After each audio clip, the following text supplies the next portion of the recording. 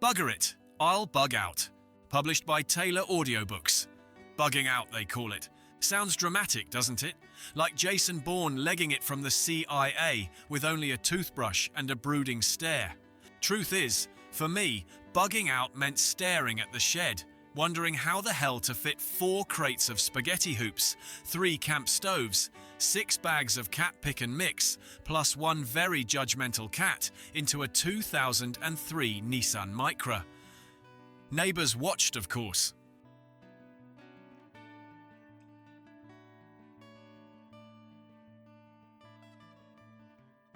Mrs. Wilkinson over the road, watering her petunias, shaking her head. Probably thought I'd lost it. Maybe I had. But after the last 6 months of prepping, bugging in, eating biscuits by candlelight, and making friends with the damp patch in the corner of the living room, I'd had enough.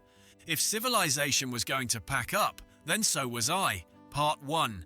The Great Loadout. Packing is an art form. Pack too light, you starve. Pack too heavy, you die of exhaustion halfway up the M6. I tried to strike a balance. Food, water, stove, tarp, tools, socks, tea bags, biscuits, more biscuits, essentials. The Micra groaned under the weight. Back bumper nearly kissed the tarmac. I stood there admiring my work until I realised I'd left no room for myself or the cat. Repack, swear, repack again.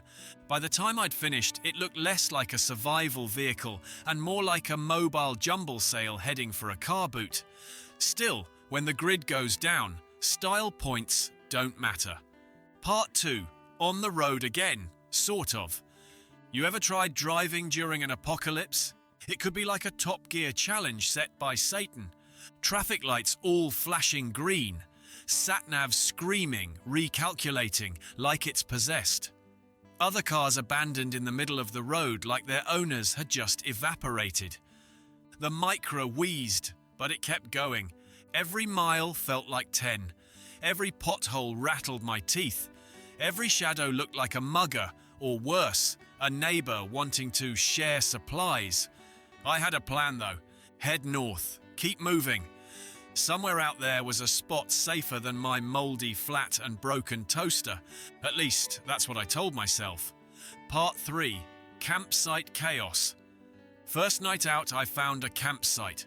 By campsite, I mean a lay-by near Barnsley with a hedge big enough to hide a Micra behind. Tarp up, stove lit, brew on. Almost felt civilized until the rain started. Northern rain isn't normal rain. It waits until you're comfy, then dumps half the English Channel on your head. Still, tea helps, always does. Even when the cat knocked the mug over. Part 4. Fellow travellers. You think you're alone, you're not. Other bug-outers are out there. Met a bloke named Terry on the A1. Big rucksack, bigger beard. Looked like he'd been born in camouflage. We shared a brew, swapped stories. He'd walked 30 miles already. Claimed he could make a fire by glaring at a damp log. Then he eyed up my Micra and said, "You got room for one more?" I eyed up his beard and thought, not bloody likely. Bugging out's a solo sport, I decided. Friends slow you down, beards even more so. Part 5. Home but not home. Day 5, I reached the destination, an old caravan park up near the moors. Half the vans were already occupied.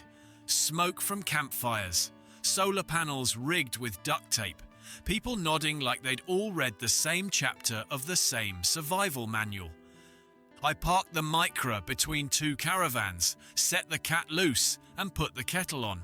Was it home? No. Was it better than damp walls and lonely nights? Absolutely. Bugging out, it turned out, wasn't about leaving. It was about arriving. Somewhere, anywhere. Somewhere with people who understood why you packed 10 packets of bourbons and only 1 spare pair of pants. Would I bug out again? Ask me after a hot shower. Truth is, survival's messy. Doesn't matter if you stay in or head out. There's no clean, neat ending. Just mugs of tea, damp socks, and hoping tomorrow's slightly less daft than today. So here's my wisdom for what it's worth. Bug in if you can. Bug out if you must. But wherever you are, whatever you do, don't forget the biscuits. Book 2.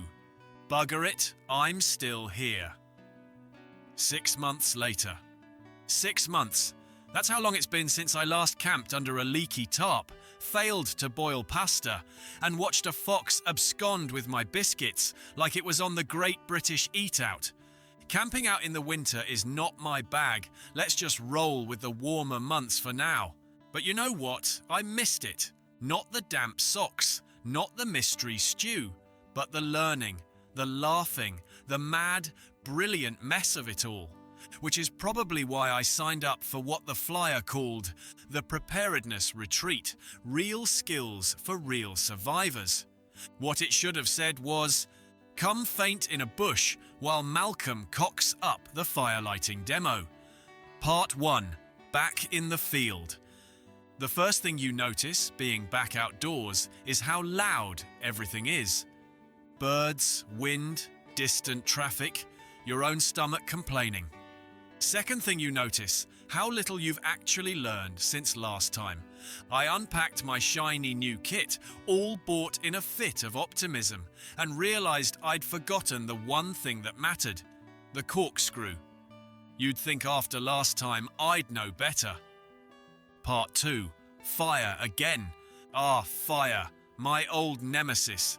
They say man mastered fire 1,000,000 years ago. I say, show me the receipt.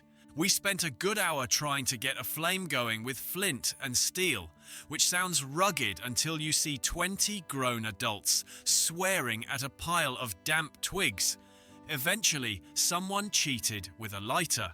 We all cheered like cavemen, discovering Deliveroo. Part 3. Shelter Shuffle. Building a shelter is like dating. Looks easy in the magazines, ends in tears in real life. Mine collapsed twice, once on top of me, ended up stringing a tarp between 2 trees and calling it a minimalist pod. Still, it kept most of the rain off. The rest dripped down my neck at 3 a.m. Like nature's alarm clock. Part 4. Foraging Fiasco. The retreat leader pointed at a plant and said, edible. I pointed at another and asked, also edible? He just shrugged. So we spent an afternoon playing Russian roulette with salad leaves. Tasted like lawn clippings, but no one died, so we called it a win. Part 5. Team Dynamics. Nothing brings out human nature like group survival. There's always a bossy one, a quiet one, a joker, and the idiot who forgets to tie the food bag up in a tree. This time, that was me. Woke up to find half our rations being carted off by badgers. Part 6. Lessons learned, sort of. By the end, I'd relearned a few truths. Tea tastes better outdoors. Socks never dry as fast as you need them to. And survival is 90% attitude, 10% biscuits. I came home tired, damp, smelling of smoke, and oddly happy. Maybe I'm not cut out for wilderness living. Maybe the apocalypse would eat me alive. But for a few days, under the trees, laughing at my own ineptitude, I felt alive. A few little tips. Always pack more biscuits. You think you've got enough. You haven't. Don't share a tent with me. I snore like a chainsaw. If you can't light a fire, blame the wood. Works every time. Nature is beautiful. And also damp, mostly damp. Badgers have no respect for personal property. Survival is just life, but muddier. Final note, so here we are, 6 months later, still here, still daft, still convinced that somewhere between the mud, the tea and the swearing, there's a lesson worth learning. Bug in, bug out, or bugger off entirely. Just don't forget to laugh. And don't forget the biscuits. Thank you for listening to our audiobook. We hope you liked it. And if you did, please leave a like, share, and subscribe. It helps us out.